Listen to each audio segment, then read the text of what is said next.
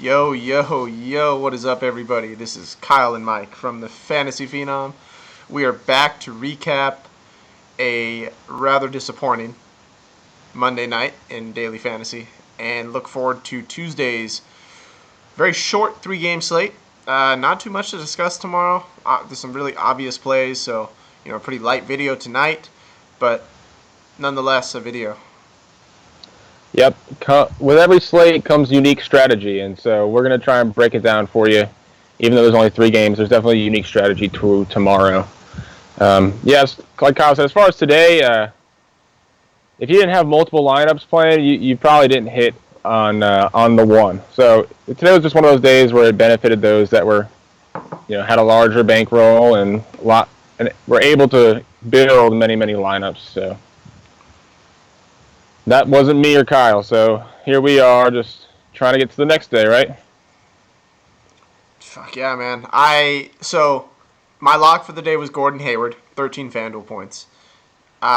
George Hill, I was high on, 8 FanDuel points. Steph Curry, another lock for me, 21 FanDuel points. Combined, all three had 42 FanDuel points. Yeah, I don't know what happened in Utah, to be honest with you. They shot like 32% from the field for the whole game. And then with Steph Curry, I mean, it wasn't just us. I think everybody was high on him. He just had the nuts matchup, and it doesn't work out every game. This is still, you're still betting, you're still gambling, and you're just trying to play as logically as you can. So that's all you can do. I hope that you guys, on a day like this, all I can say is I hope you manage your bankroll wisely. I threw in 50. I didn't return any of it, but I didn't play all. I won that 275 yesterday, and I'm very happy that I wasn't stupid and threw it all in there. Yeah, I knew it was going to be like this today, so that's why I didn't play a lot of tournaments, like a lot of money in my tournaments, because I knew if I didn't have at least 5 tournament lines, I was going to be kind of selling myself short. So I played mostly cash today, and obviously I had a lot of Curry and cash, so that didn't work out for me, but knowing what to do with your money is the key. And if you guys ever have any questions about how to properly spend your money, I know Kyle and I are more than happy to answer. Just kind of let us know. Do you want to mention the winners tonight, Mike, of the contest? Yeah, sure. Why not? Let's dish out some congrats. On DraftKings was KC Mac 38. His line hit 321.25, and just goes to show you, the point totals from 1st to 5th were almost 30 points today on DraftKings. So it was just kind of one of those nights. He hit with Millsap, Jokic, and Barton, where his 3 highest scorers. Barton went congrats, off. Man. Barton went off. Jokic went off. Jokic had almost 70. A Denver stack was the one. Denver stack probably won you. I don't even. Is it Wancho? Did I say his name? Wancho. He had 45 FanDuel points. Right. No, I think it was the Beasley Monroe stack that won all the money tonight. They combined for almost 100 points. Yeah, 58 on FanDuel. Or I'm sorry, 88 on FanDuel. Ridiculous, man. So let me see. Let me get to the winner here on FanDuel. I don't have it pulled up. Jonesers. This is how he would like me to say his name. Jonesers rocking the logo. 325 even on FanDuel. Again, in his tournament, in his 20-man, obviously there's 4 20-mans today. So he had 325, second place, 284. It was just one of those nights, man, where you just hit it or you didn't. And he did it with Gordon Hayward, so props to you, man. He went very balanced today. His highest price guy in his lineup was Dame Lillard. So perhaps that was the approach to win it all. Ooh, speaking of Dame Lillard, I got a good story about that one. Theo and me made a bet today on who would score more points out of Dame Lillard and Eric Bledsoe. And guess who scored more points, Mike? What was the bet? That I couldn't slander him anymore. Sounds like a lose-lose. He lost. Also, Frank Kaminsky outscored Nerlens Noel. Yes, it's true. Frank Kaminsky did have a few more points than Nerlens Noel today. And he was less money. On FanDuel, he was, but I primarily play DraftKings, where he was $500 more. Just saying, man. Frank the Tank.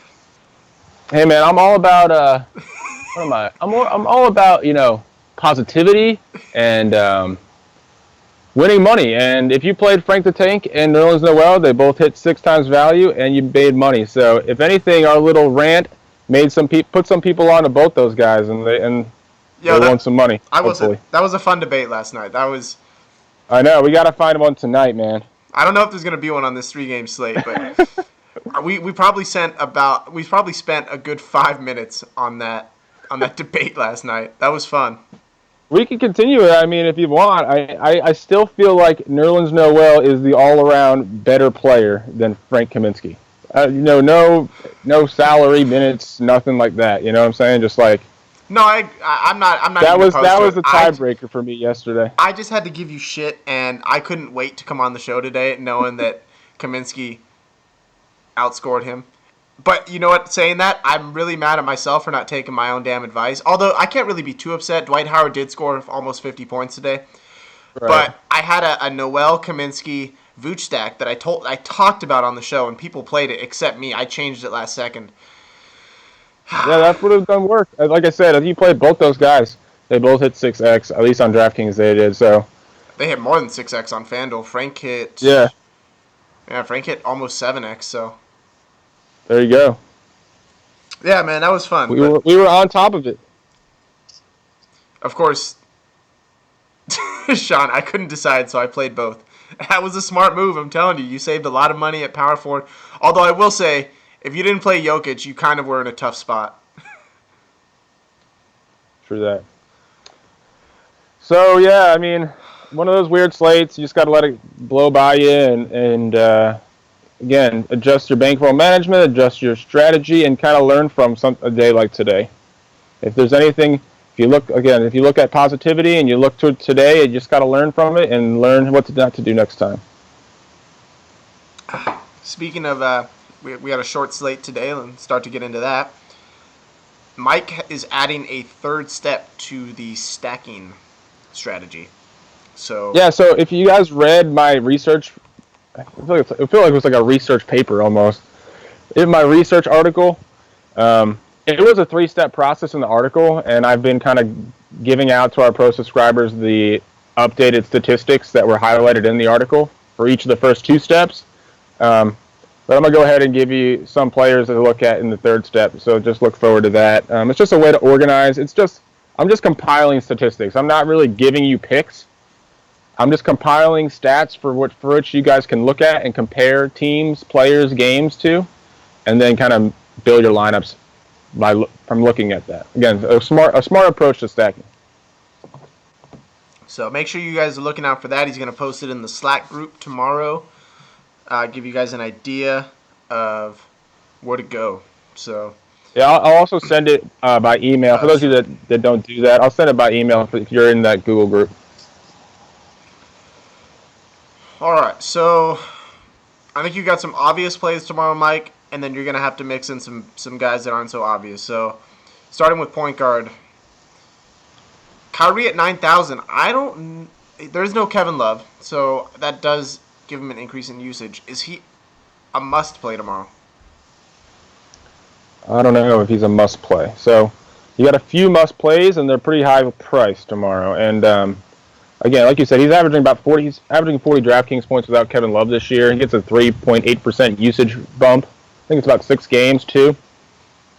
So 40 points, that wouldn't really give you value on FanDuel. And like I said, that was DraftKings points. But if you look on DraftKings, he's only 8K. So it makes it a little bit more interesting. This is the primary game that I'm targeting. So I think he is definitely going to be someone that I am toying with during lineup building. 8K makes more sense for me. 9K, I don't know. I actually, when I built the preliminary lineup tonight, I skipped right over Kyrie. Yeah, I mean, we were talking about stacking, right? And you'll look at the stats tomorrow. A lot of them do benefit this game. See, I'm looking at the other side, though, for stacking. Yeah, but I'm just saying, don't get too cute. Don't look past Kyrie and LeBron on a 3-game slate with no Kevin Love. It's definitely worth considering. Now, by doing that, you're going to have to fade some other good people in good spots. But see, I don't think I can fade Boogie tomorrow. Boogie is my absolute favorite play on the slate.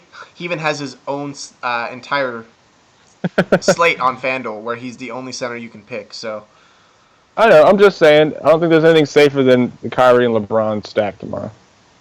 you don't think Boogie's a safer play? I think he is, but you talk about a Collison Boogie stack. I think you're going to get Kyrie and LeBron cheaper than Collison and Boogie tomorrow, and I think Kyrie and LeBron are safer. 9 and 11-5. You're looking at 25. Well, on DraftKings, you will. Yeah, I was gonna say on FanDuel you get actually Collison and Boogie cheaper, but Either way, they're about the same. So they're about the same on FanDuel, and it's cheaper on DraftKings. I feel like we're arguing just to argue already. Again, I'm just putting the stats out there, man. All right, here's who I like from this game. Stats. I like. So I mentioned I like the other side, and I like Ricky Rubio, man. Yeah, I really like Ricky Rubio tomorrow. I mean, he played really well last time these two teams played. He had almost 40 DraftKings points. And he's hot right now. He's hot right now, like you said, and he's got 40 plus in 3 of the last 4. He's averaging 5 more fantasy points at home if you buy into that. And if you look strictly at DVP, he has the best matchup on the entire slate. Oops, I'm on small forward. I need to be on point guard. Yeah, Cleveland. I mean, Cleveland has given up the most points to opposing point guards over the last 5, and it's not even close. The last 10. Yeah, the next closest team is 6 points away, so per game. So you got Rubio on a hot streak at home, the best matchup on the slate. Seems like the primary pivot if you're not playing Lawson or Collison tomorrow on DraftKings. All right, D'Angelo Russell and Darren Collison are 5'9" and 5'7" on FanDuel tomorrow. I know Collison's a lot more expensive on DraftKings. He's 71. But if you're looking at FanDuel pricing, which of the two are you going with? Between Russell and Collison, I think I'm going Collison over Russell if Lawson doesn't play. So I was going to say, just if Lawson, I mean, just the safety. If Lawson does play, then are you a little more skeptical? Somewhat. I still think it's a better matchup for Collison than it is for Russell. I do think Russell is the overall better player, but right now Collison is just lights out, man. He's taken this. He's taken this role as a playmaker, and he's ran with it quite literally. So I almost think even if Lawson is back tomorrow, now of course Dave Yeager's unpredictable, he is, but it would almost make sense, and I would lean to say that they don't really play him that too. I think it affects Ben McLemore tomorrow more than it does Darren Collison. I don't think you can take Darren Collison out of the starting lineup. The Kings are fighting for an 8th seed, and they're on a win streak right now. So it's not like the Kings are in rebuild mode. You know what I mean?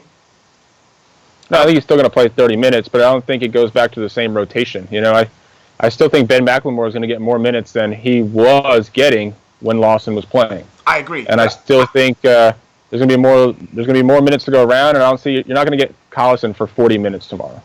I don't expect 40. I don't expect 40, but I see at least 32 to 33 for Collison. I just don't. Yeah, I agree. I don't think you mess up a good thing. You know what I mean? Clearly, this is working. Now it's obviously a small sample size, but clearly, the Kings have something that's working. They've been playing a lot better basketball, and if you're the coach, just. Oh, it's definitely gone noticed, man. He is, like I said, he's making plays. He's loving his role. The teammates love it. The coach, everybody loves it. So he's in a good matchup. And if I'm comparing him to Russell, I think both of these coaches have very odd minutes rotations. They both seem unsafe, but Collison is much more safe than Russell tomorrow. This is obviously the other game to look at, but the reason I'd rather look at the Minnesota-Cleveland game is because those starters in both those games guaranteed to play. They lock heavy minutes. Yeah, they lock heavy minutes. And when you're talking about Cleveland and Sacramento, there's very few guys on either side that you can say that about. All right, so the last game, which I think is going to be a blowout, but I will say this is going to be the lowest owned game of the day, which could be a very good tournament game to stack, is this Toronto-Chicago game. And you obviously have to look at Kyle Lowry. Kyle Lowry's in an amazing spot. Kyle Lowry is still going to get his minutes tomorrow. I think that's pretty safe. But the price tag of 8,500, you can make the easy argument that you just pay up to Kyrie, regardless of ownership tomorrow. I mean, because here's the thing. Here's the thing with ownership that I think people put too much stock into. So let's say you know Kyrie is going to be 50% owned tomorrow, right? And you think Kyle Lowry is going to be 15% owned, 1-5. If Kyle Lowry gets 45 points and Kyrie Irving gets 45 points, that ownership means absolutely nothing because the point total is not different. The only time ownership means something is if that low-owned guy scores more than the guy that's high-owned. And so I don't think you get too cute with Kyle Lowry tomorrow.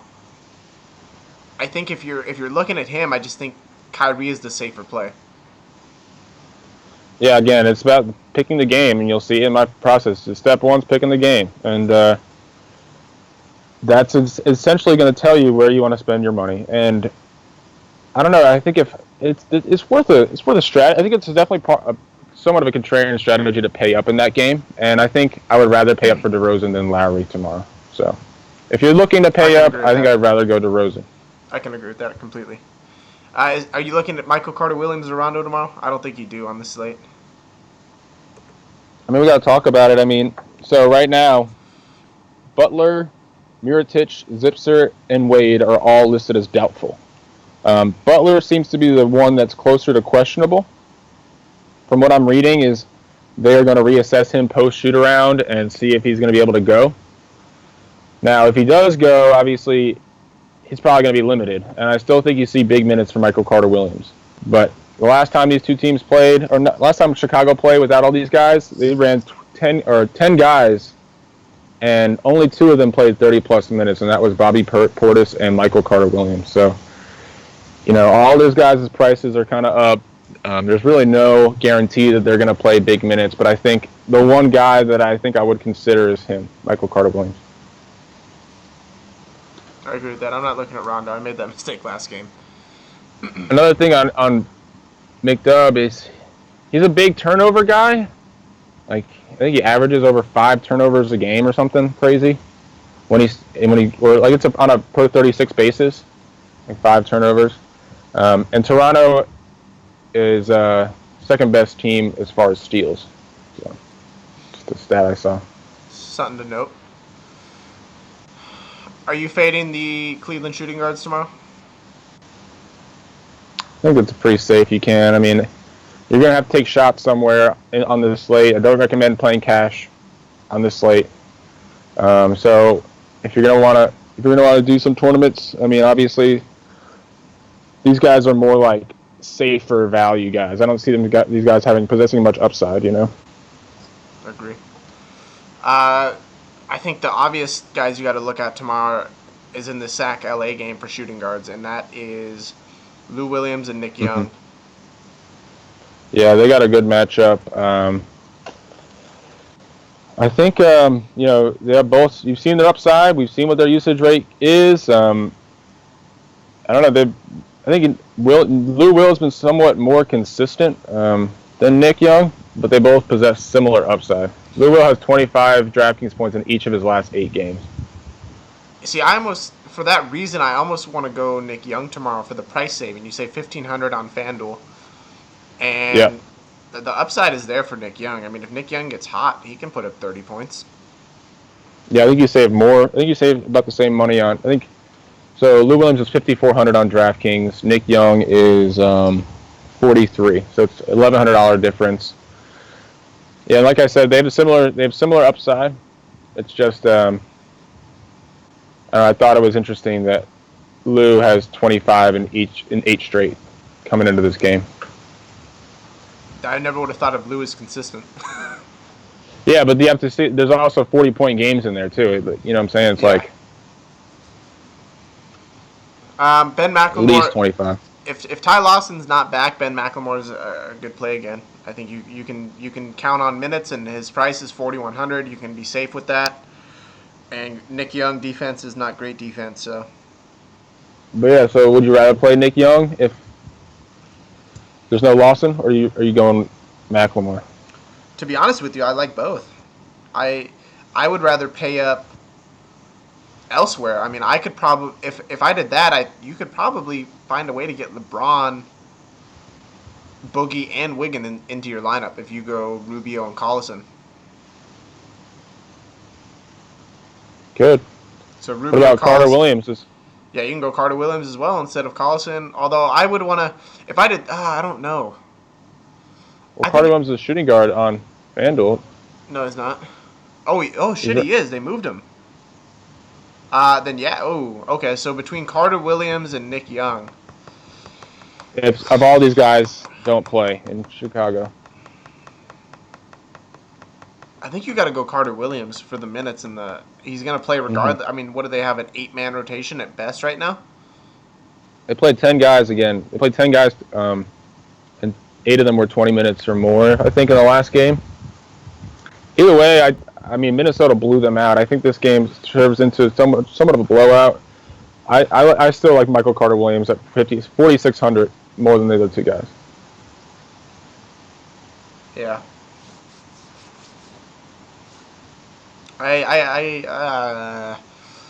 Yeah, I'd probably go Carter Williams over Nick Young, but although I do think Nick Young has higher upside. Am I crazy for thinking that? Yeah. Okay.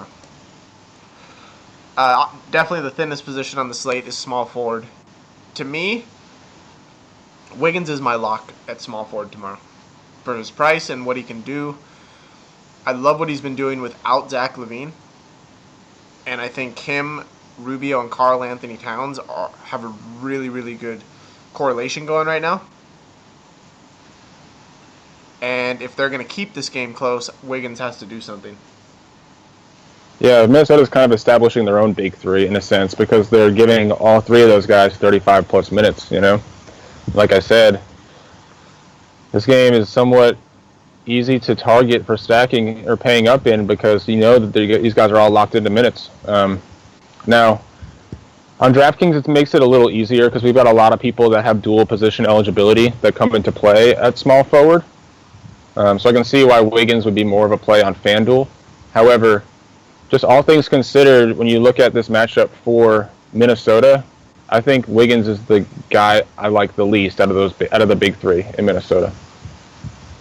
Yeah, but and in the past, they played like a week ago, and he only had 28 points against LeBron, and that game was without Love as well.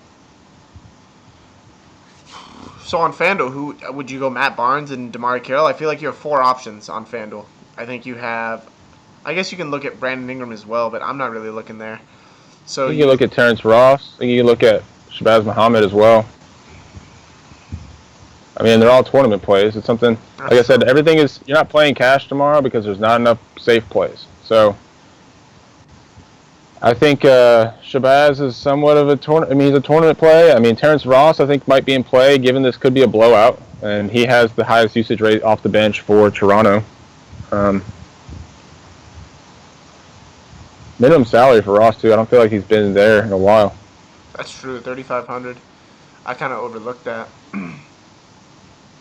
Yeah, okay. You're making me rethink my position now. Either way, I really like LeBron tomorrow. I mean, I wish I could fit it all in. I might make multiple lineups tomorrow just to get all the players I want, just because I think all the studs are in good spots. He scored over 60 last time these two teams played a week ago, and 62.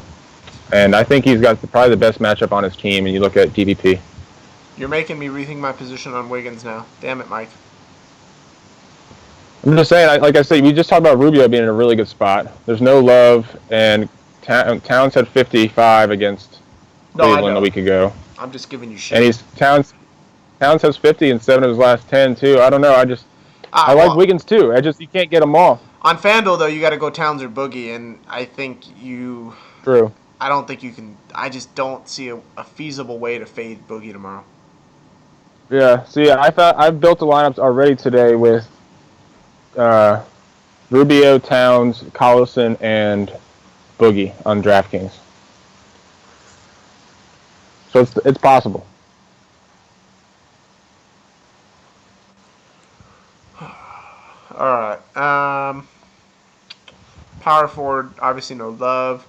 Gorgie Dang, are you looking at him? I don't think so. I don't think I'm looking at him in this matchup. I think like I said, I think the other three guys are in pretty good spots. What about Charlie Fry? He's gonna get minutes tomorrow. Charlie Fry, Channing. Fuck. Channing. He put up 32 DraftKings points in 22 minutes against Minnesota last time they played. I mean, I see him getting 24 to 30 minutes. Either way, though, he's started a bunch of games, right? So say he starts for Love, I think, which he probably will. He's the only time he really exceeded value was that game against Minnesota. It could have just been the ball just kind of came to him, I don't know. Either way, I think he's a little overpriced. Everyone's giving me shit for it. I don't think you chase. How do you say Bielitsa? Bielitsa. There you go. Bielitsa. I don't think you chase that. Yeah, I don't think so either. I'd rather play. I'd rather play Muhammad off the bench, and I think I'm still looking to see what Dunn does, man. I still feel like he's going to end up playing 2-guard before the end of the year. I'm not in this game, obviously, but it's something I'm looking at. I like Julius Randle and Larry Nance tomorrow against Sacramento. Love targeting Sacramento power forwards. And so Nance or Black? Nance. But why? I like Nance's upside more.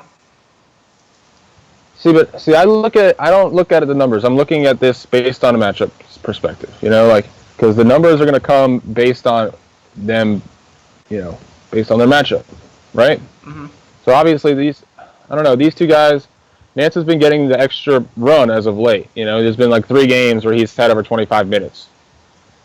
But it's only been 3 games, and I don't know. Whenever Boogie comes to town, it scares me as far as rotations. They didn't have Tariq Black in the 2 games prior this season. So you can't really look at it to see, did they put Tariq Black in every time they played Boogie? I don't know. My gut tells me that if I was the coach, I'd want to have Tariq Black in the game over Bance against Boogie. I don't know. It's tough. I don't know either. Exactly. That's why I asked. But okay, so here's let me play devil's advocate on FanDuel. Tariq Black is center. Okay. Yeah, totally different story. Does that make your answer easier on FanDuel? It does. So yeah, but you have to consider that when you're talking about Larry Nance. Obviously you can't play Tariq Black today, but does that put you off of Nance? Okay, what about Tolliver? 3,700. Tolliver doesn't really get the minutes for me to consider him on this slate because, like I said, I want upside. So you're gonna go Willie Cauley-Stein then? I mean, someone's got to play power forward for Sacramento.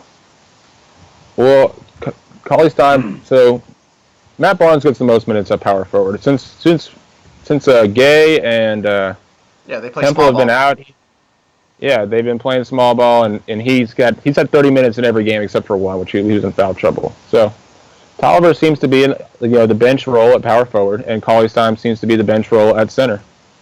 And I think if you look at usage rate and you look at overall upside, I'd rather play Cauley-Stein. Tolliver gets more minutes though. Tolliver is around 25 minutes consistently. Willie Cauley-Stein bounces from just a little. 14. Yeah, he's like around 20. He'll go from 14 to 20. Right, but this is a seriously good matchup for Willie Cauley-Stein. I agree. I think he's the more talented of the two, and I also agree. Like I said, if you look at usage rate, he's the highest usage guy off the bench. He's probably in the top 5 on the team as in total. So again, if you're looking for upside from your value, which I am, I think Cauley-Stein for this side than Tolliver. I just want to address a comment real quick. Someone's asking if we're going to be doing NHL. So we already have an NHL group working in our Slack group. So if you're interested in that over the All-Star break and going forward, we got some good NHL minds in the Slack group. So make sure you head over there if you're a subscriber, if you're interested for some NHL content. Oh man, it's been a hell of a day, Kyle. I'm just gonna say this. I'm pretty sure this morning I did a show with you. That was this morning, right? We did it at 1:30. Yeah, 1:30 my time. So I woke up. I was here with you guys. I went to work. I was with this guy. He was real weird. He was just a really strange guy to be partners with, and I don't know. I just felt like I was listening all day, and I couldn't wait to come home. And then I spent the whole day watching a shit slate, a bunch of blowouts. And so I apologize to you, Kyle, and I apologize to our listeners if I feel like I'm a bit hostile today. It's not something I'm intending to. That's why I wear my jersey. I wore my Vince Carter jersey because he came back to the Nets today. Had a nice little showing, but they did a bunch of video tributes, and it was really heartwarming to see Vince Carter again. So it gave me an excuse to wear the jersey. I just had to say that. But we can continue.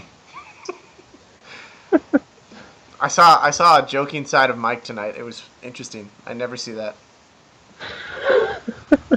I was taken aback. I was on tilt, man. Big time. Even Theo was surprised. All right, so lastly, center. Karl Anthony Towns at 10-4, Boogie at 11-4. And then you go down to Jonas Valanciunas at 5-9, Robin Lopez at 4-8, Tariq Black at 4-2, and Tristan Thompson at 6-4. 6'4", that's a lot. That is a lot for Tristan Thompson. That's an easy fade for me. Although that just means that he's going to go off. You know what I will say? Actually, you know what? I can't say that. I take that back. Karl Anthony Towns he's terrible at rebounding, so 44 DraftKings points against Towns a week ago. And he's become the epitome of a tournament play. He's got 30-plus in 4 of his last 10, and he's been under 20 in 3. So, I don't know. I mean, no love. Tristan Thompson. He's only 5,400, I believe. 5,400 or 5,500 on DraftKings. So, saving $1,000 there. And you can potentially roster 3. You can roster, since Towns and Boogie are both power forward eligible, you could roster both of those guys and Thompson if you wanted to. Yeah, you have, against Minnesota, 41. But then again, in a really good matchup against New York, 18. Against Washington, 39. Against Indiana, Right. Another good matchup, 23. 20 against OKC, and then 34 against Denver. So yeah, it's just it's epitome of tournament play, man. It somewhat hinges on his putbacks. Seriously, that guy, he's just one of those guys that needs to get putbacks in order to get value.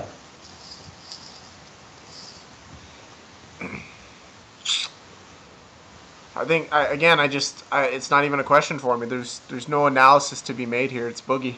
It's Boogie or no one tomorrow. But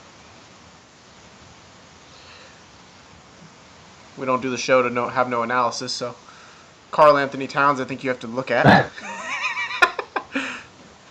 We could. It'd be kind of funny, but I can't roster Tariq Black at center on FanDuel tomorrow. I can't fathom no, that. I don't think you can. Definitely not.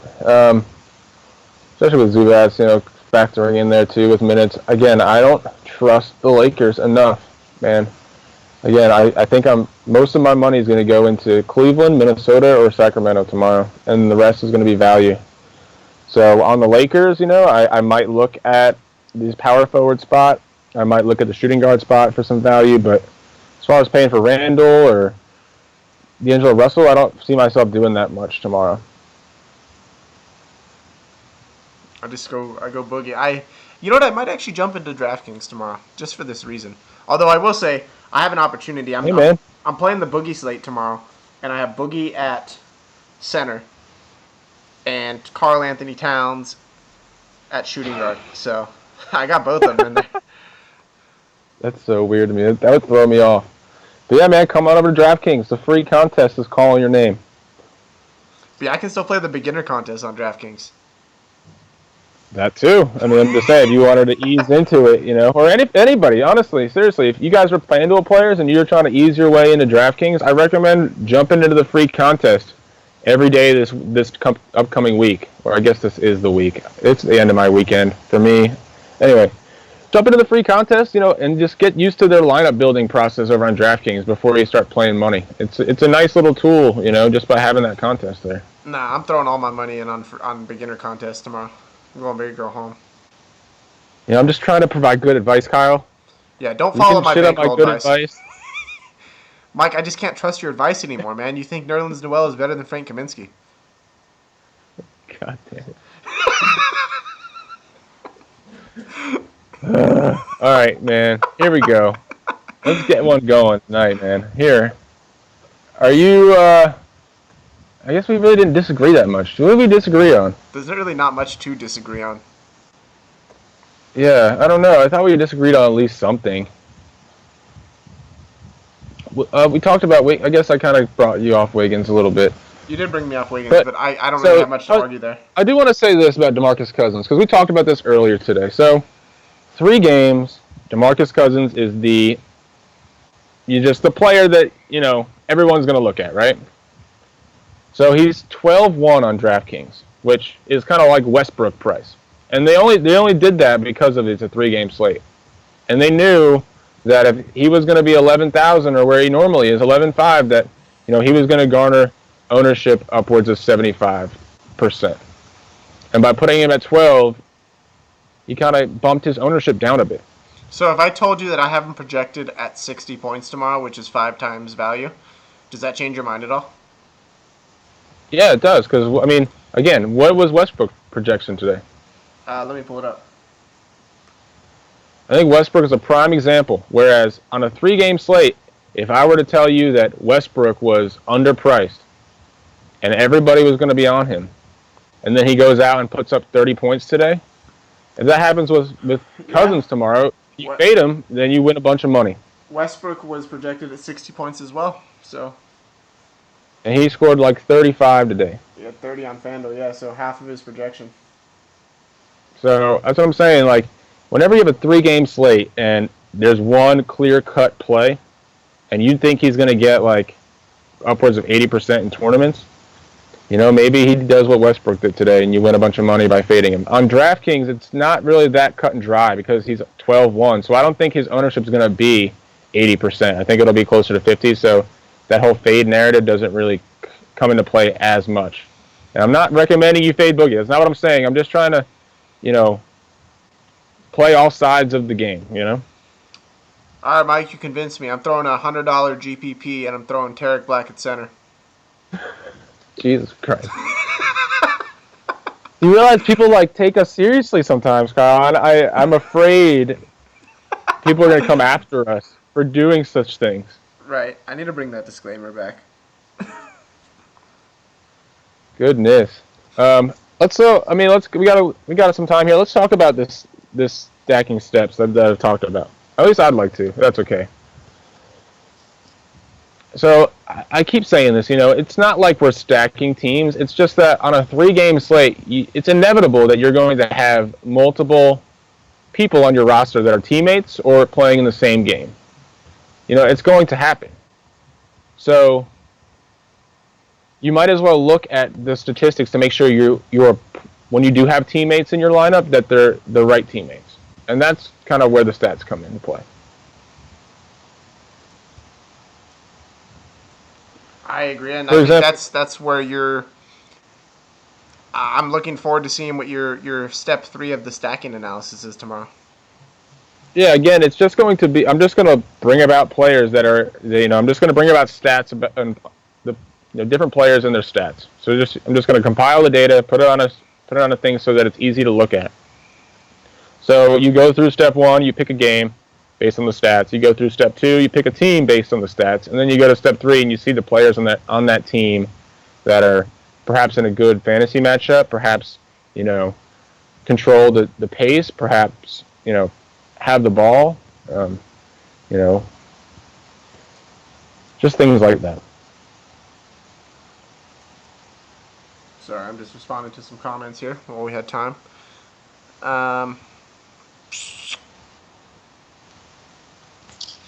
So your favorite stack tomorrow is still Cleveland?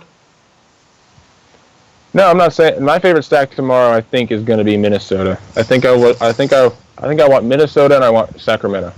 Whoa. I'm just saying, don't I thought you didn't be like the surprised. Minnesota stack tomorrow. No, I do. I do a lot. I Oh, just don't think. I thought I you were think going. Wiggins is the. I think The, Wiggins is the guy I leave out. I like Towns and Rubio a lot tomorrow, and I like Collison and Cousins a lot tomorrow. okay. And if I can't get both of them, I might go Towns, Wiggins, Kyrie, and LeBron, and just go a game stack. But like I said, without Love, there's something to be said about just. I mean, we always talk about stacking Cleveland for cash, right? Well, see, There's only three games. that's where I was gonna go. Is that the Cleveland stack, the big three, is usually a really good safe stack for cash, but we've talked about how they very rarely hit 6 times value,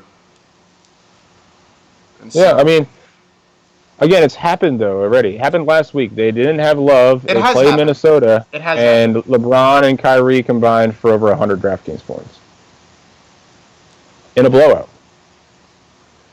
So it still seems pretty safe. Oh, it's safe for sure, but in a tournament, I mean, maybe you go Tarek. Fuck, no, I'm not gonna. I'm not gonna go there. You know what? I could see Tristan Thompson in a tournament tomorrow. I could see a Kyrie, LeBron, and Tristan stack tomorrow. Yeah, I could see that too. I I think don't. you could go. I don't think Tristan Thompson will be high owned. And you know who else I like? I like Jonas tomorrow. Actually, you know what? I take that back. I don't like Jonas. He's always the first one to come off the floor in a blowout. Yeah, another thing I wanted to say just about blowouts, like we said, we just saw Minnesota blow out Chicago. I think you can see that again today. Toronto blowing out Chicago. I really do think that could happen. I mean, it's only a 5-point spread according to Vegas, but if all these guys don't sit, all these guys don't sit. If all these guys sit, then I think it could be a blowout again. And if that's the case, I like some of these bench guys. Shit, Like if you're I like Corey Joseph. I like Terrence Ross. I like Bebe. You if know, if you're a gambler, shit, you may want to throw money on that Toronto line right now. You can get that what line Toronto? if it's only five and a Yeah, half I point don't. spread. That's what it opened as. I don't know what it is now. That's I, what I looked at it like a couple hours ago. I'm just saying, if you're a gambler, you can definitely. I mean, if you want to be risky and you feel confident, man, that's a line to throw down on right there. Because if those guys are out, if Butler and Wade are out, no way this game is a 5 point game.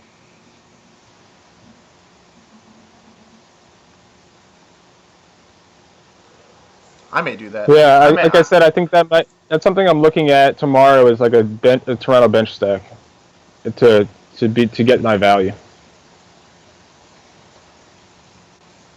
I'm looking at Corey Joseph and Terrence Ross. It's like a 2-man, very cheap 2-man to put in with some more expensive ones. You know. I got myself into that Toronto game right now, Mike. I think I might go bet on that. I haven't bet on a game in a Yeah, I while. wish I would have bet on the Sixers game that opened yesterday. That so the Sixers won today, right, in Yeah. Charlotte. That game opened as an 11.5 point.